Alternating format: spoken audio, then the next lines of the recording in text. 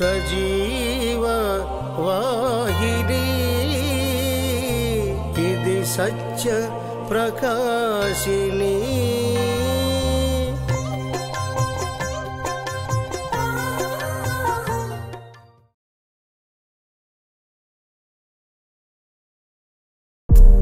యేసుక్రీస్తు పరిశుద్ధ నామానికి మహిమ కలుగునుగాక.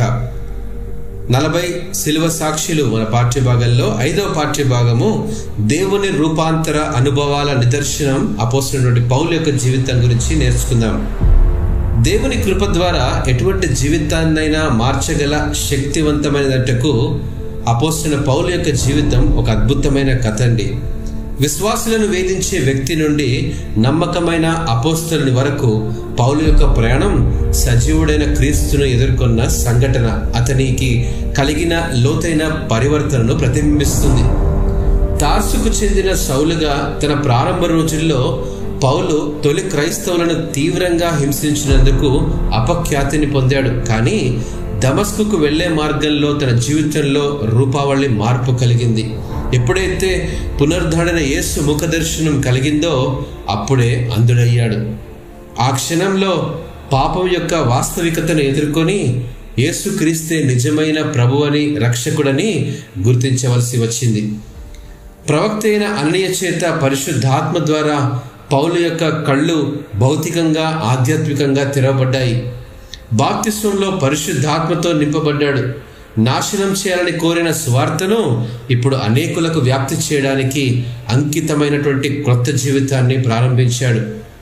పౌలు జీవితం తన బలమైన సాక్ష్యంతో మొదలై అంతరంగంలో దేవుని విషయంలో కలిగి ఉన్న తీవ్రతతో క్రీస్తును గుర్చిన విశ్వాసం జత చేయబడినప్పుడు అది ఒక శక్తివంతమైన నిదర్శనంగా మారిపోయింది.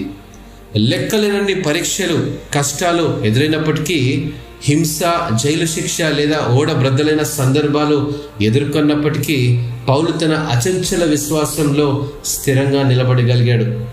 నిర్భయంగా అనేకులకు సువార్తను ప్రకటించాడు. వారి నేపథ్యంతో సంబంధం లేకుండా సంఘాలను స్థాపించి నేటి విశ్వాసులకు మార్గనిర్దేశం చేసే ఎన్నో పత్రికలను కూడా వ్రాయడం మొదలుపెట్టాడు. అయితే చరిత్రలో పౌలు మరణం గురించి ఎక్కడ కూడా అంతగా ప్రస్తావించబడలేదు. కానీ అతను రోమాలో శిరచ్ఛేదనం చేయబడ్డాడని, క్రీస్తు కొరకు అమరవీరుడుగా మరణించాడని కొన్ని పుస్తకాల్లో వ్రాయబడ్డాయి. అతని మరణం బహుశా క్రీస్తు శకం 64లో ఆనాడు రోమా నగరంలో జరిగిన గొప్ప అగ్ని ప్రమాదం తరువాత రోమా చక్రవర్తి నీరో ఆదేశించిన క్రైస్తవుల మరణశిక్షలో ఇది కూడా భాగమై ఉండవచ్చని గ్రహించగలం. ప్రియ స్నేహితులారా, ఆనాటి పౌలు యొక్క బోధలు మరియు చర్యలు క్రీస్తుకు మన స్వంత అంకిత భావాన్ని అంచనా వేయడానికి సవాలుగా ఉన్నాయి. అపోస్తలుడైన పౌలు తన అనుభవాలను రాస్తూ గలతీయులకు రాసిన పత్రిక 2వ అధ్యాయం 20వ వచనంలో, నేను క్రీస్తుతో కూడా సిలువ వేయబడి ఉన్నాను, ఇకను జీవించువాడను నేను కాను, క్రీస్తే నాయందు జీవించుచున్నాడు. నేనిప్పుడు శరీరమందు జీవించుచున్న జీవితము నన్ను ప్రేమించి నా కొరకు తన్ను తాను అప్పగించుకొనిన దేవుని కుమారుని యందలి విశ్వాసం వలన జీవించుచున్నాను అంటాడు. అసలు సువార్త వ్యాప్తి కోసం మనం అన్నిటినీ వదులుకోవడానికి సిద్ధంగా ఉన్నామా? క్లిష్ట పరిస్థితుల్లో మనల్ని నడిపించే దేవుని అచంచలమైన శక్తిపై మనకు పూర్తి నమ్మకం ఉందా? ఇటువంటి భావాలు ఉన్నప్పుడే పౌలు వలె మనం కూడా దేవుని కొరకు పనిచేసే పాత్రగా పరిశుద్ధాత్మ ద్వారా మార్గనిర్దేశం చేయబడే ఎన్నో ప్రణాళికలకు మనం పూర్తిగా లొంగిపోవడానికి సిద్ధంగా ఉంటాము.